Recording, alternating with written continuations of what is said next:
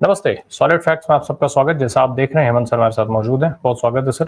Sir, Trump साहब जो है वो बार-बार सीज़ फायर चिल्ला रहे हैं, कह रहे हैं कि ईरान और इज़राइल उनके पास आए और दोनों जो है वो शांति समझौता चाह रहे थे, शांति चाह रहे थे, इत्यादि-इत्यादि। कई सारे ट्वीट्स भी उन्होंने कर डाले हैं, कहीं वो B2 की तारीफ कर रहे हैं कि इसके बिना ये संभव ही नहीं हो पाता। ट्रम्प साहब सीज़ फायर चिल्ला रहे हैं और यहाँ ईरान और इज़राइल जो है वो मिसाइल खेल रहे हैं। क्या माना जाए, ट्रम्प साहब अपना मजाक उड़वा रहे हैं, दुनिया का मजाक बना रहे हैं, इजराइल ईरान का मजाक बना रहे हैं, ये चल क्या रहा है? सीज फायर के नाम पे मिसाइलें दग रही हैं, ये उल्टी प्रक्रिया कब से शुरू हुई? राम प्रकाश जी नमस्कार, आपको सारे दर्शक साथियों को भी। देखिए 12 दिनों के इस युद्ध ने जिसकी शुरुआत इजराइल ने की थी, एक बात तो बड़ी साफ हो गई कि ट्रंप और नेतन्याहू इन दोनों की जो ताकत थी उसका सारे का सारा जो भूत इन दोनों के सिर पे चढ़ा हुआ था वो उतर गया है पूरे तरीके से। जो आज हालत ये है कि 6 घंटे पहले एक ट्वीट करते हैं कि सीज फायर की घोषणा करते हैं, ये करेगा वो करेगा, इसराइल आउटराइटली उसको मना कर देता है, ईरान उसको मना कर देता है। उसके बाद वो दोबारा ट्वीट करते हैं कि अब लागू हो गया है 6 घंटे बाद 9:30 बजे, अगर आपको दूसरा ट्वीट ध्यान हो कि आप कोई इसको वायलेट ना करे। और उसके बाद मिसाइल अटैक और ज्यादा हो जाते हैं। अगर प्रिसाइसली आप संख्या की बात करेंगे तो ट्रंप की दूसरी घोषणा के बाद इसराइल ने अब तक 6 बार, ईरान ने अब तक 6 बार इसराइल पर 25 मिसाइलें दाग चुका है और 5 लोगों की आज मौत हुई है, 20 के आसपास घायल हुए। अभी तक का जो ऑफिशियल फिगर अगर आप ध्यान करेंगे तो पहले कल तक 24 डेथ्स का था इसराइल के अंदर। तो आज में वो 5 और लंबे बड़े उत्तरी इसराइल के अंदर तो लगातार सुबह से आपने देखा होगा सायरन ही सायरन बज रहे हैं। एयर रेड सायरन लगातार सुबह से ऑन है। और उसके बाद उसने इसराइल ने घोषणा की कि ठीक है हम स्वीकार कर रहे हैं, लागू करते हैं। उसके बावजूद जब मिसाइलें बरसी तो फिर इसराइल ने भी दोबारा उनके ऊपर अपनी फौज को फिर दोबारा छूट दी। अब दोनों तरफ से वो धुआंधार जारी है इस मिसाइल को बरसने का काम। एक चीज अपने को देखनी पड़ेगी कि इस युद्ध के स्टेटेड ऑब्जेक्टिव क्या थे। स्टेटेड ऑब्जेक्टिव दो थे, कोई माने या ना माने। पहला, जो ईरान का जो परमाणु कार्यक्रम था उसको कंप्लीटली फिनिश कर देना, और दूसरा हो सके तो ईरान में खामनेई की सत्ता को पलट देना। दोनों में से कोई पूरा नहीं हुआ, सारी दुनिया ने देख लिया। और किस तरीके से कतर के अमेरिकी एयरबेस पर हमला हुआ, रात को 19 मिसाइलें दागी गई। उसके बावजूद भी ट्रंप गिड़गिड़ाते हुए कहीं ना कहीं सीज फायर की बात करते नजर आए। और अमेरिका के बेस पे हमला हो और अमेरिका का राष्ट्रपति सीज फायर की बात करे बिना बदला लिए, तो ट्रंप की भी मुट्ठी पूरे तरीके से खुल गई। अमेरिकी दादागिरी की ताकत भी जो थी उसकी भी सारी की सारी मुट्ठी खुल गई। और ये कहना ऑफिशियली कि बदला नहीं लेंगे, ये अमेरिका की कभी भाषा ही नहीं रही। अमेरिका की तो ताकत उसका अहंकार ही है। उसके कतर पे 19 मिसाइलें दाग दी कतर के बुश पे, हालांकि वो पूरी बातचीत करके एक बिल्कुल फिक्स पैटर्न था। वो पहले बताया गया, वार्निंग दी गई, ताकि वो अपना सारा उन्होंने जहाज जो हटा लिए, 40 के आसपास जहाज कतर से शिफ्ट कर दिए अमेरिका ने। उसके बाद वो रेड की गई, 19 मिसाइलें आई। लेकिन अमेरिकी राष्ट्रपति का ये कहना है कि इसका बदला नहीं लेंगे, ये राम प्रकाश जी बहुत मतलब अप्रत्याशित घटना है। और उसके 5-6 घंटे बाद सुबह 3:30 बजे, अगर तड़के की बात करें इंडियन टाइम्स के हिसाब से, तो उनको ये एक तरफा घोषणा करनी पड़ी कि दोनों के बीच सीज फायर हो गया। तो अमेरिका की भी मुट्ठी खुल गई पूरी ताकत की, और इसराइल की तो मुश्किल से जान बची है, जान बची और लाखों पाए वाली स्थिति है।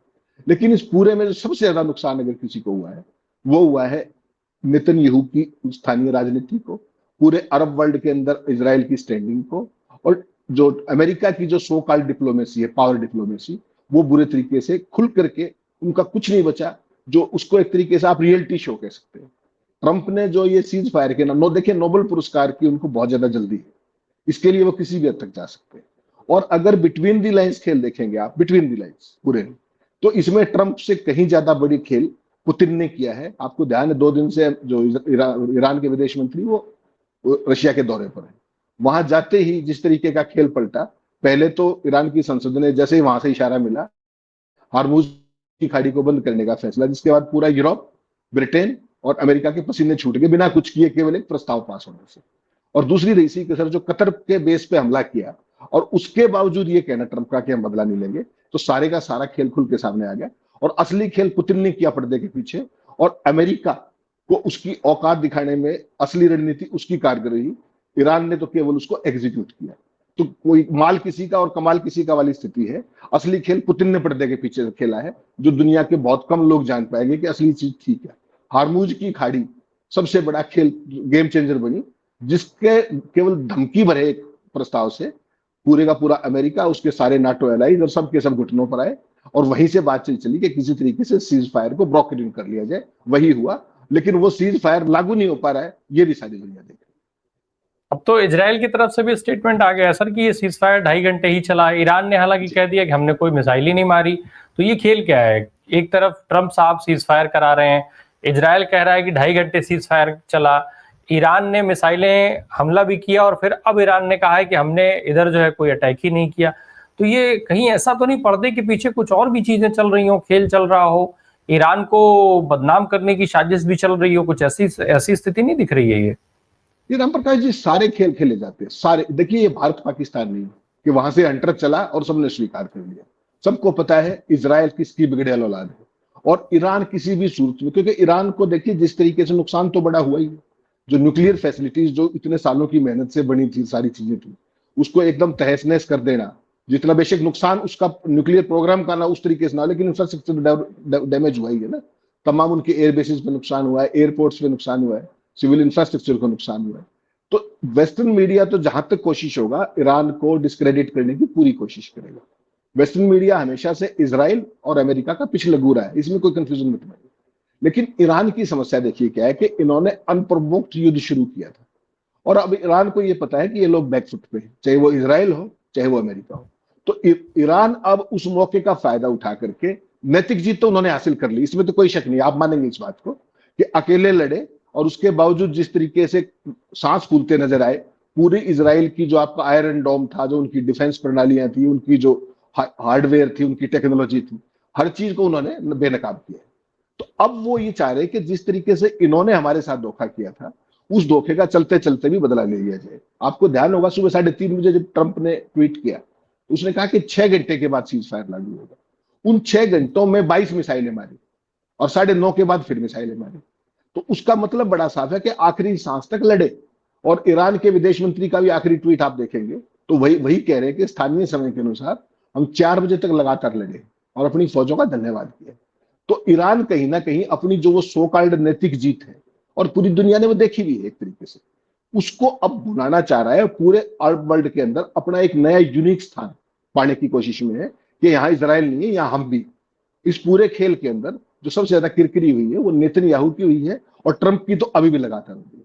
और उसका केवल और केवल एक कारण आप देखेंगे राम प्रकाश जी, जिस तरीके से विदेश नीति को वो हाँक रहे हैं ना उनके अधिकारियों को पता है ना कुछ पता है, जो मर्जी आए ट्रंप साहब कर देते हैं। और ट्वीट के सारे मतलब कुछ सोचा उसमें बचा ही नहीं सिस्टम। डिप्लोमेसी तो बहुत बारीक गेम है।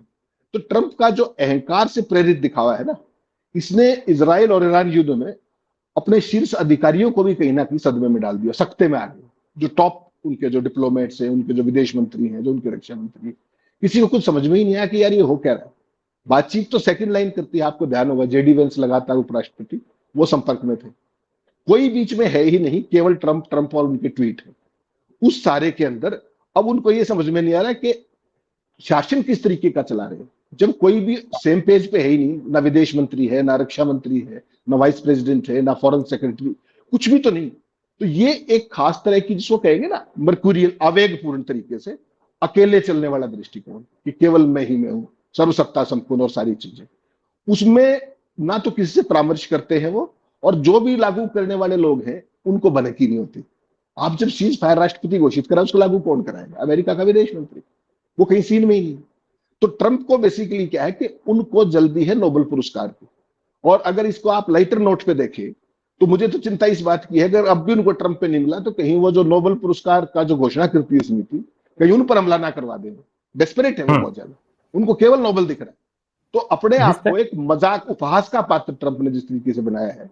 वरना आप एक बात बताइए ना, ऐसे ही तो उन्होंने भारत पाकिस्तान के साथ किया, एक तरीके से यूनिलेटरल सीज फायर, जो कि आप पार्टी नहीं हो डायरेक्टली, और यहां भी उन्होंने दोनों की तरफ से सीज फायर की घोषणा कर दी। तो ये एक बहुत ही नॉन सीरियस अप्रोच है। अमेरिका का पूरा एडमिनिस्ट्रेशन, उनकी पूरी स्टेब्लिशमेंट, उनको समझ में ही नहीं आ रहा कि हो क्या रहा है। तो इससे होगा क्या राम प्रकाश जी, अमेरिका की जो पूरा सिस्टम है वो नॉन सीरियस घोषित हो जाएगा। जो समन्वय होता है डिपार्टमेंट्स के अंदर, जो गवर्नेंस के अंदर, एडमिनिस्ट्रेशन के अंदर एक कोऑर्डिनेशन रहता है ना कि आप ये करेंगे, फला ये करेगा, सबका काम सबको दिया गया है उस तरीके से, तो वो आंतरिक समन्वय खत्म कर दिया, कमजोर कर दिया।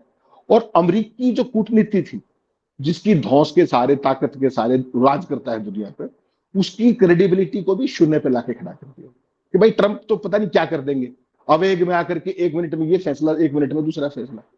अमेरिकी राष्ट्रपति कभी ये कहता था कि 2 हफ्ते में फैसला करेंगे और 48 घंटे में हमला कर देता है। तो वो पूरी की पूरी जो चीज, जो क्रेडिबिलिटी है उस कुर्सी की, ट्रंप व्यक्ति नहीं, ट्रंप हाँ, अमेरिका के राष्ट्रपति, तो वो उस इंस्टीट्यूशन को तबाह कर दिया उन्होंने, जिस इंस्टीट्यूशन का दुनिया के अंदर माइट था। और ये सबसे हाँ। खतरनाक है, इंस्टीट्यूशन की ताकत बनने में, स्टेब्लिश होने में बहुत समय लगता है और तबाह होने में 2 मिनट लगते हैं। अब जो परिस्थितियां सर सामने आ रही हैं वो, भाई अभी आपने जिक्र किया था, ट्रम्प साहब की ताकत का नशा तो हवा हो गया है, इजराइल ने साफ इनकार कर दिया सीज फायर से, ये सब चीजें। अब ईरान ने, माफ करिएगा, इजराइल ने अभी ये कहा है कि ईरान ने हमला किया है और अब जो है वो तेहरान देखेगा जवाब हमारा, और तेहरान कांप उठेगा। तो ये युद्ध खत्म होने के ऐलान ट्रम्प कर रहे थे बार बार, इजराइल ने धन्यवाद भी कह दिया ट्रम्प साहब का, और अब ये नया जो बयान आया है सामने कि तेहरान कांप उठेगा। तो असल में ट्रम्प है कहाँ? क्या वास्तव में ट्रम्प को कुछ पता भी है कि इजराइल और ईरान के बीच में क्या कुछ चल रहा है, या वो व्हाइट हाउस में बैठ करके, ओवल ऑफिस में बैठ करके सब वही लफाजी वाला काम कर रहे हैं पूर्ण रूप से, जो दुनिया के कुछ और देशों के राष्ट्राध्यक्ष भी इस तरीके का काम करते हैं? राम प्रकाश जी, विदेश नीति में फिर कह रहा हूं आपको, चाहे वो भारत हो, चाहे अमेरिका हो, चाहे कोई भी देश हो, वो एक बेहद गंभीर और संवेदनशील विषय होता है, बेहद गंभीर। उसमें बहुत सारे प्रोज एंड कॉन्स होते हैं, उसमें बहुत सारी पार्टियां इन्वॉल्व होती है। तो विदेश नीति एक गंभीर सब्जेक्ट ना होकर के इन्होंने उसको एक नाटक के रूप में स्टेब्लिश कर दिया ट्रम्प साहब ने, कि जो मर्जी आए ट्रुथ सोशल के ऊपर ये ट्वीट कर दो, उसके बाद कुछ और कर दो। बेसिकली उनकी टेंडेंसी क्या है आपको पता है ना, वो रियलिटी शो होस्ट करते थे पॉलिटिक्स में आने से पहले। तो हर चीज में नाटकीय प्रभाव पैदा करने की उनकी टेंडेंसी आज की नहीं है, over a period of a few decades उन्होंने उसका ये टेम्परामेंट डेवलप हुआ है। तो हर चीज के अंदर नाटकीय प्रभाव क्रिएट करना है, मीडिया का ध्यान आकर्षित करना है, और उनकी जो छवि है उसको लार्जर देन लाइफ एस्टेब्लिश करने की उनकी समस्या है। ये लगातार वो पिछले टर्म में भी आपने देखा था, जिस तरीके से ईरान के साथ यूनिलेटरली जो न्यूक्लियर डील थी उसको खत्म कर दिया था अमेरिका से, America walked out of that. तो वो इस तरह की चीजें क्रिएट करते हैं एक खास तरह का इंपैक्ट दिखाने के लिए कि I am the all powerful person. लेकिन अमेरिकी अधिकारियों को उन निर्णयों को, जो वो फैसले ट्वीट करते हैं बिना किसी से बात किए, उनको समझने के लिए समय चाहिए, उनको समय नहीं मिलता है।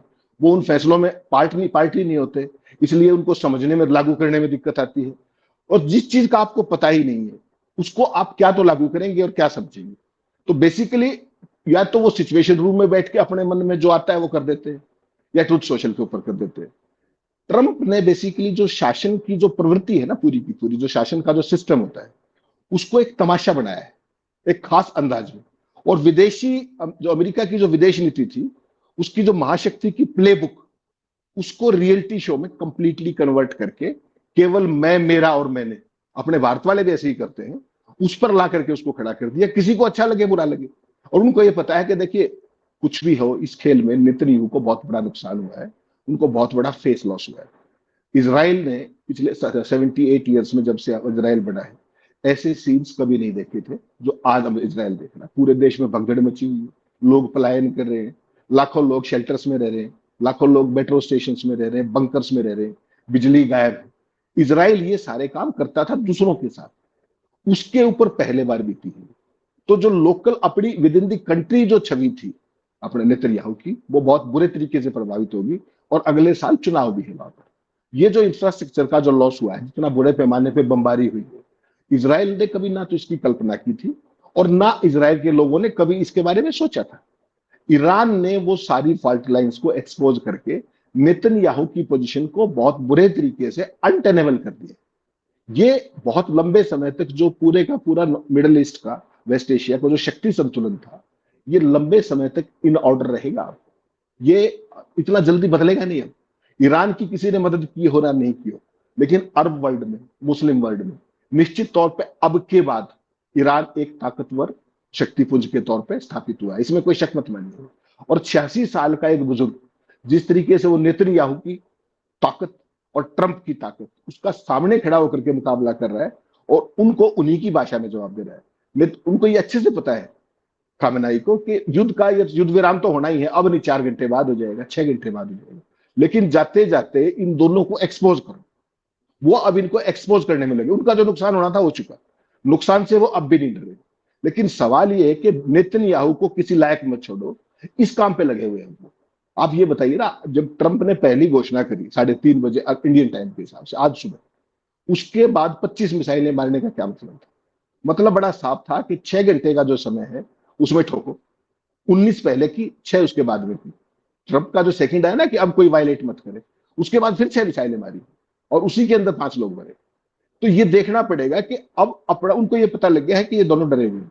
वो मीडिएट करवा रहे हैं। आपने देखा अमेरिका के विदेश मंत्री ने किस तरीके से हार्मूज की खाड़ी को लेकर के चीन के विदेश मंत्री से बात की। तो पूरी दुनिया को पता लग गया कि अमेरिका भयभीत है, उसके सहयोगी भयभीत है। और एक और चीज मत भूलिएगा इसमें सारे में सबसे इंपॉर्टेंट, अमेरिका जितनी भी लड़ाइयां लड़ता था, फिजूल की लड़ाइयां, इराक से लेकर के तमाम, आपने देखा उसके नाटो सहयोगी मजबूरी में उसकी मदद करते थे हर लड़ाई, दशकों से। ये पहला अवसर है जब अमेरिका की लड़ाई और नाटो साथ नहीं आया। ये एक बदलते वर्ल्ड ऑर्डर का, इसको मत भूलिएगा, बिल्कुल याद रखिएगा इस बात को। ये अपने आप में बहुत महत्वपूर्ण है। कल तक तो ट्रंप क्या घोषणा किया करते कि मैं नाटो से बाहर हो जाऊंगा, सारे ज्यादा खर्चा दो, ये करो। और आज नाटो ने चुपचाप बिना किसी शोर शराबे के, दुनिया ने कहीं ऑब्जर्व नहीं किया कि नाटो नहीं आ रहा है इसके अंदर। ये बहुत बड़ी घटना हुई है। और इसके अंदर अमेरिका का पूरा सिस्टम, उसके एलाइज, केवल नेतन्याहू के चक्कर में ट्रंप ने भी जो अपनी साख और अमेरिका में जो उनकी जो लोकप्रियता, सोकॉल्ड अमेरिका में उनकी जो क्रेडिबिलिटी, विश्वसनीयता, वो सारी तार तार कर दी है। इसमें अगर कोई लूजर है तो वो नेतन्याहू और ट्रंप बराबर के लूजर है।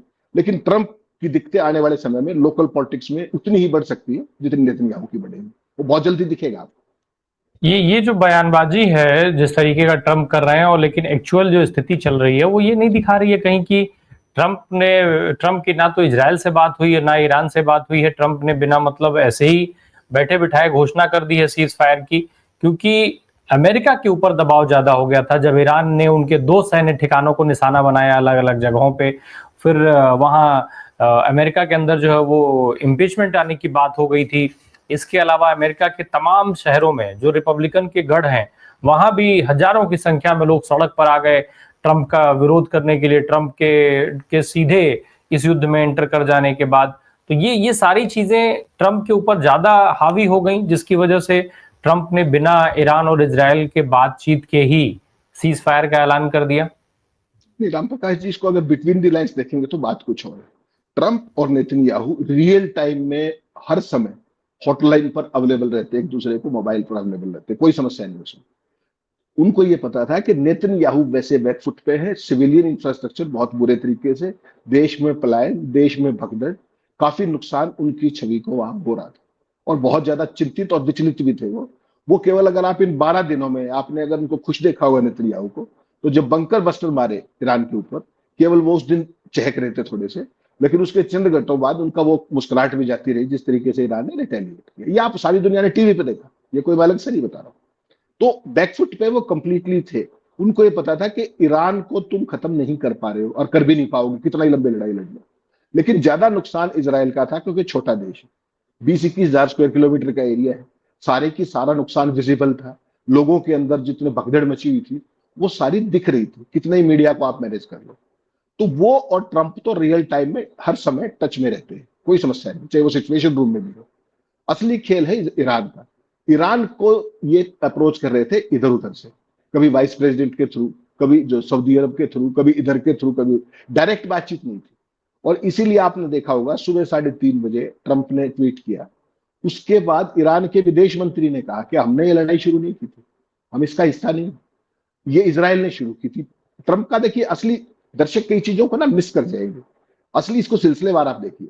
3:30 बजे ट्रंप कहते हैं कि पहले ईरान हथियार डालेगा, शब्द देखिएगा उसमें ध्यान से, ईरान हथियार डालेगा, उसके 6 घंटे के बाद इजराइल हथियार डालेगा। क्यों डालेगा ईरान हथियार? तो उसके विदेश मंत्री ने कहा कि साहब हमने तो लड़ाई शुरू ही नहीं की थी, इजराइल पहले हमने बंद करे, उसके बाद हम करेंगे। तो ठीक बिल्कुल ऐसे जवाब दिया। उसके बावजूद 6 घंटे के बाद, यानी कि इंडियन टाइम के हिसाब से 9:30 बजे, ट्रंप ने फिर ट्वीट कि अब लागू हो गया है, अब के बाद कोई इसको वायलेट ना करे प्लीज। प्लीज के बावजूद भी ईरान ने उनके साथ वो किया, 6 मिसाइल और मारी, और सारे का सारा नुकसान उसके बाद ज्यादा हो। तो इसराइल बेसिकली कहा है, उनको पता है कि ये वीक फुटिंग पे है, उनको पता है ये बैकफुट पे है, उनको पता है कि इनको बातचीत करनी पड़ेगी टेबल पे। और अब बातचीत भी ईरान अपनी शर्तों पे करेगा, क्योंकि उसको ईरान को, जो अपने क्या नाम है, पुतिन है, पुतिन ने उनको जादू की छड़ी पकड़ा दी। जैसे ही वो रूस के अंदर पहुंचे, उन्होंने कहा कि सारा काम छोड़ो, असली बीमारी है हार्मूज, हार्मूज का काम करो। तो वो होते ही जैसे ही वो आया, उसके बाद आपने देखा ट्रंप किस तरीके से बैकफुट पे चले गए। और कल हमने भी उस पर शो किया था कि हार्मूज कितना इंपॉर्टेंट है यूरोप के लिए, ब्रिटेन के लिए, जितने अमेरिकन अलाइज हैं उनके लिए। और आज की तारीख में दुनिया के अंदर कोई भी महंगाई बर्दाश्त नहीं कर सकता, मंदी बर्दाश्त नहीं कर सकता, और एनर्जी ही सारी लाइफलाइन। तो उनके हाथ में वो आ गई जो उनकी कमजोर नस थी, उसी को दबाया, और ईरान अब भी उसी का फायदा उठा रहा है। मान के चलिए अब नहीं, 6 घंटे बाद, 12 घंटे बाद, कल तक सीज फायर तो होगा, लेकिन सीज फायर वैसा नहीं होगा कि भारत और पाकिस्तान की तरह की हंटर चलाया और सारे सीधे हो गए, क्योंकि वो दोनों के दोनों बिगड़ैल, ना तो इजराइल मानेगा, और ईरान को अब चूंकि उनको एक जीत दिख रही है अपनी, कहीं ना कहीं जीत, in not in terms of military, जीत इन टर्म्स ऑफ नैतिकता, कि हम मॉरली हमने विक्ट्री हासिल कर ली। इन दोनों की जो महाशक्तियां थी उनको आईना दिखा दिया, उनको औकात बता दी, उनको दौड़ा लिया, उनको घुटनों पे ले गए। और ये सच भी है। खामनेई का जो पूरे का पूरा सिस्टम था, उसके पास देखिए उस मुकाबले की ताकत नहीं थी। 10 साल से कितने उनके ऊपर आर्थिक प्रतिबंध, कोई भी तेल नहीं बेच सकते, ये नहीं कर सकते, वो नहीं कर सकते। उसके बावजूद वो उनके पास आयरन डोम नहीं था, उनके पास उतनी एडवांस फाइटर वो नहीं थे एयरक्राफ्ट, उनके पास ऐसी एडी नहीं थी, एयर डिफेंस नहीं थी। उसके बावजूद भी उन्होंने इजराइल का जो हाल किया है, और अभी भी कर ही रहे हैं। आपने कर लिया सीज फायर, क्या फर्क पड़ता है, वो तो अभी भी जुटे हुए। तो इसमें अल्टीमेटली एम्बेरसमेंट जो होगी वो केवल ट्रंप मुंह दिखाने के लायक नहीं रहे। और मुझे इस बात में कोई ज्यादा वो शक नहीं है कि देर सवेर अमेरिका में जो माहौल बन रहा है, कि देखिए कोई भी अमेरिकी राष्ट्रपति रामप्रकाश जी इतना एम्बेरस कभी नहीं हुआ। इसको कहते हैं ना जंपिंग दी गन, लड़ाई मेरी आपकी है, घोषणा कोई और कर रहा है संघर्ष विराम की, हम दोनों को पता ही नहीं, तो it is called jumping the gun. तो भारत के साथ तो चल गया था वो, पाकिस्तान के साथ चल गया था, लेकिन वहां नहीं चलने वाला है। और आने वाले समय में मुझे इस बात में भी कोई अतिशयोक्ति नहीं है कि कल को कहीं ट्रंप के खिलाफ महाभियोग ना आ जाए। पहली बार ऐसा होगा कि उसके एयर बेसिस पे अमेरिका के हमला हुआ हो और राष्ट्रपति ने कहा हो कि हम बदला नहीं लेंगे और सीज फायर कीजिए चंद घंटों के बाद। तो एक तरीके से अमेरिकन माइट की हार है, हार है, भागना है सीन से। और वो सीन से भागना ही ट्रंप की लोकल पॉलिटिक्स में भारी पड़ सकता है, ना केवल उनको, क्योंकि उनका तो आखिरी टर्म है। रिपब्लिकन्स को भी इन द लॉन्ग टर्म आने वाले समय में ये बहुत जबरदस्त, जैसा आपने कहा, अमेरिका में उनका विरोध हो रहा है, उनके खिलाफ तमाम चीजें ट्रेंड कर रही हैं। और बेसिकली जो कुछ वो कह करके आए थे, अच्छे दिन, मेक अमेरिका ग्रेट अगेन, तो बना दिया अमेरिका ग्रेट अगेन उन्होंने। जो उनकी साख थी कई दशकों की, उस साख को मिट्टी में तो मिला ही दिया ना भाई। विदेश नीति को एक टीवी शो में बदल दिया, रियलिटी शो बना दिया। ये सीज फायर भी जो होगा वो इजराइल का सीज फायर इजराइल की तरफ से झुकना माना जाएगा, इजराइल का झुकना माना जाएगा कि अमेरिका का झुकना माना जाएगा? दोनों का माना जाएगा, एलाइंस है दोनों के दोनों। बेसिकली किसकी पहल वो दिखेगा ना, रामप्रकाश जी, पहल किसकी दिख रही है? सर पहल को तो किनारे रखिए, अब तो अमेरिका सीधे एंटर कर चुका है ना जी। उसके बावजूद एंटर कर चुका, बंकर बस्टर मार चुका, उसके बाद उनके बेस पे हमला हो चुका, फिर ये कह चुका कि हम बदला नहीं लेंगे, और फिर पहल कर रहा है अमेरिका कि चलिए सीज फायर कर लीजिए, ट्रंप घोषणा कर रहे। तो ट्रंप इकलौता नहीं है ना, ट्रंप और ये नेतन्याहू को अलग मान ही नहीं सकते आप। अमेरिका के अंदर तो ट्रेंड क्या कर रहा है कि हमने ट्रंप को चुना था राष्ट्रपति, हमारे फैसले नेतन्याहू ले रहा है, तो दोनों तो एक है ही वो। तो इन दोनों की हार मानी जाएगी, इन दोनों की मॉरल डिफीट मानी जाएगी, और वो दोनों कहीं ना कहीं भगोड़े साबित होंगे इस पूरे खेल के अंदर। क्योंकि अगर ट्रंप नहीं करते इसको, ईरान की तरफ से कोई फिलर नहीं गए। और आपको ध्यान हो, जब G8 से निकले थे ट्रंप, तुरंत बीच में प्रोग्राम छोड़ के, उस समय भी जेडी वेंस को इस काम पे लगाया गया था कि मिडिल ईस्ट के क्राइसिस को सॉल्व कीजिए। तो ट्रंप ने क्या किया, पहले क्राइसिस क्रिएट किया। क्यों कहता हूं मैं ये बात? क्योंकि उन्होंने खुद ये स्वीकार किया कि इजराइल ने पूरी प्लान उनसे शेयर की थी हमला करने की ईरान पे, तो वो चाहते थे उसको वहीं रोक देते, क्राइसिस होता ही नहीं। तो पहले उन्होंने 13 तारीख को हमला करने दिया, फिर शांति दूत बनने चले। शांति इजराइल कुछ नहीं कर पाया तो फिर बंकर बस्टर मारे, यानी कि शांति के खलनायक बने, और अब जाकर के फिर शांति दूत बनना चाह रहे हैं। तो कितने रूप आप ट्रंप के देखेंगे इन 12 दिनों के अंदर? ये इसलिए मैं कह रहा हूं कि ट्रंप और इजराइल बहुत बुरे तरीके से एक्सपोज हुए इस पूरे खेल। जी, निश्चित तौर पे अब ये एक्सपोज हो चुके हैं। सीज फायर के बारे में एक बड़ी दुविधा ये है कि अभी तक क्लियर नहीं है कि क्या कुछ हो रहा है। देखते हैं ये कब तक क्लियर होता है कि सीज फायर वास्तव में हुआ है या ट्रंप ने भी वैसे ही लफाजी कर दी है जैसे ही हमारे वाले करते रहते हैं अक्सर तमाम मुद्दों पे। बहुत बहुत धन्यवाद हेमंत सर हमसे बात करने के लिए। Thank you so much.